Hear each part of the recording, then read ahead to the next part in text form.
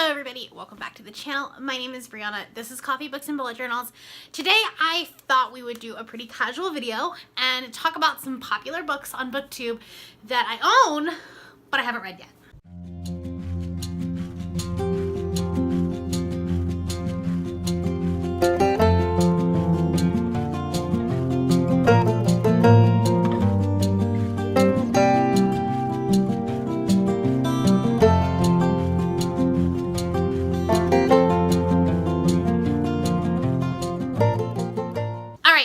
So I thought we would do a pretty chill video. I don't have a lot of makeup on because I just got back from the vet. So that was fun. They're fine. They're fine. One of my dogs has an ear infection. That's cool. I'm a dog mama. What can I say? So anyways, I thought, I saw this video going around. So this is not an original idea. I specifically saw Becca from Becca and the Books doing it. I've seen a lot of other people doing it. So I thought we would talk about it.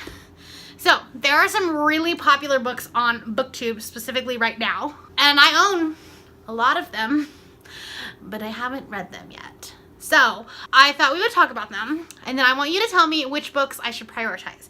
Because I obviously want to read all of these, but they're not necessarily books that they're either out of my comfort zone or they're intimidating or I just haven't picked up for one reason or another. So I would like to know which ones I should prioritize. So let's talk about it. All right, the first book I'm going to talk about is definitely I haven't picked it up because it's intimidating. One, because it's a huge book. Two, because everything I've heard about this book is that the writing is very lyrical, and while I enjoy that, it scares me. So that book is Strange the Dreamer by Laini Taylor.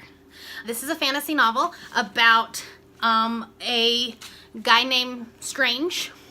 I don't know a lot about it. I think that he's trying to find a lost city or something like that. It's funny because I hear it all the time on Booktube, but you never hear actual synopsis about it. So I own this. I don't own Muse of Nightmares because I want to make sure that I like this book before I buy the second one. But there you go, I have it.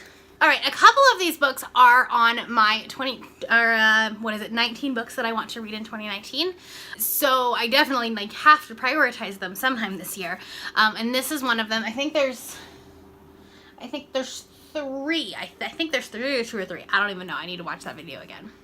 So the first one is The Nightingale by Kristen Hanna. This is a World War II novel, and it's going to be a movie this year.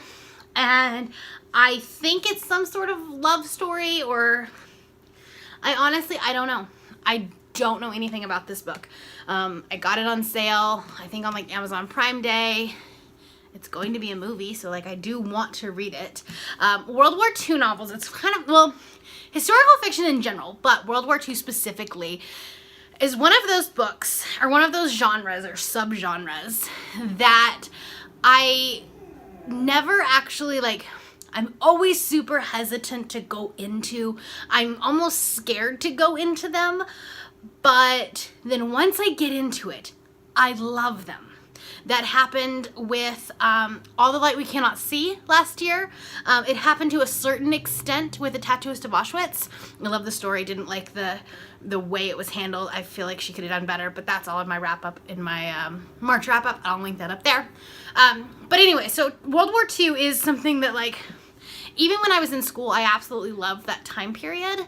And so I think it stems from The Lion, the Witch, and the Wardrobe and the Chronicles of Narnia, because that takes place in World War II time.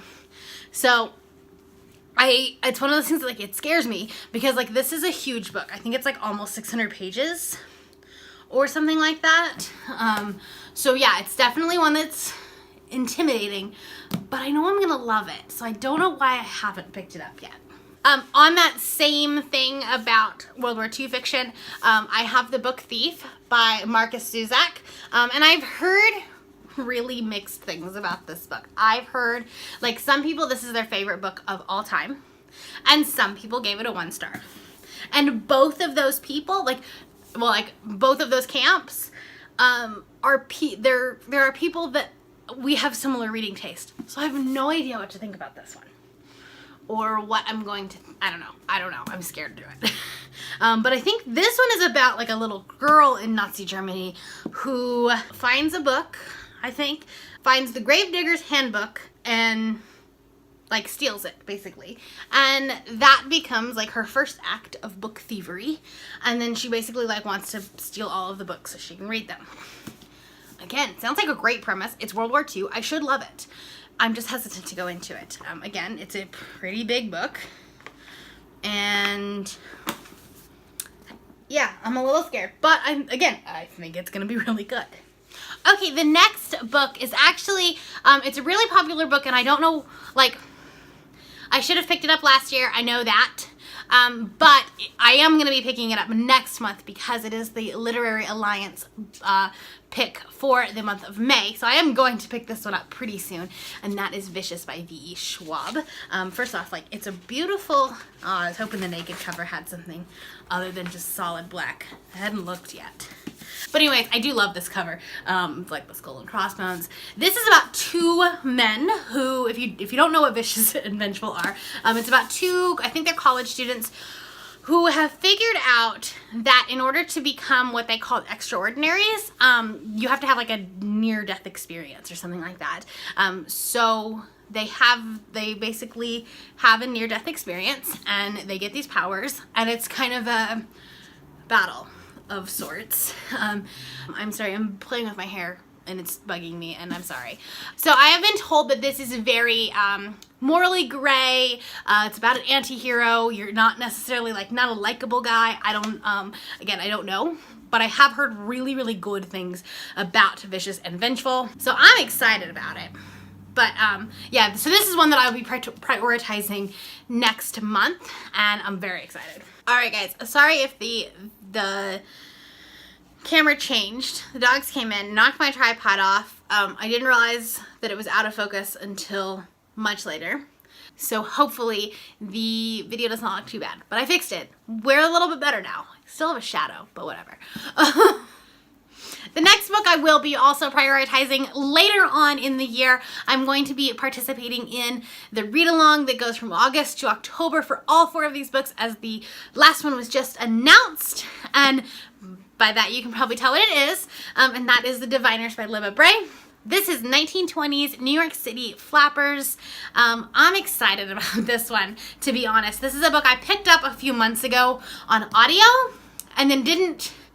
I listened to it like on a plane ride home and I fell asleep. So then I just never really picked it back up. But it's a premise that fascinates me. Again though, it's a bigger book, and so I've been slightly intimidated by it. Alright, the last 2 books were on my 19 books in 2019 that I did want to read, so I definitely want to prioritize these at some point. The first one is Big Little Lies by Leanne Moriarty. I do have several books by Leanne Moriarty that I have not picked up yet. I think I have at least 3 or 4. So this is obviously the most popular one. This was made into an HBO series, and they just announced that they were doing the next season. So I do want to read this. I haven't watched any of the show, but it's something that sounds interesting. It's kind of on that border of like being a thriller and a drama, and it's about like, I think they're like housewives. Sometimes it's the little lies that turn out to be the most lethal. So, interesting premise, but huge book. This has been on one, I like almost put it on my thriller-a-thon TBR, but it's over 500 pages, so I wanted something a little bit shorter. So you will see. I will be picking it up though. Sooner rather than later, we shall see. The last book was super popular last year. Like everyone was talking about it at the beginning of last year. And so I added it to a book of the month, and then I haven't picked it up yet. And that was The Astonishing Color of After by Emily X. R. Pan. This is a young adult fantasy or magical realism about a half Taiwanese, I believe, half Asian, half white, travels to Taiwan to meet her maternal grandparents. So yes. And she loses, like her mother dies, and something relating to her mother and like her mother's spirit being a bird. I don't know a lot about it, but I've never heard anything negative about this book. So very excited to pick this one up, but I haven't I just haven't had an opportunity to. Again, like, there's a theme in all of these books that they're all large. There is not a single book on this list that is small or reasonable, really. They're all bigger books, and so those tend to intimidate me a little bit. So that's why this hasn't been read yet. That is all I have for you guys today. If you are new here and you have not yet subscribed, there's a little red button that you can do so down below the video.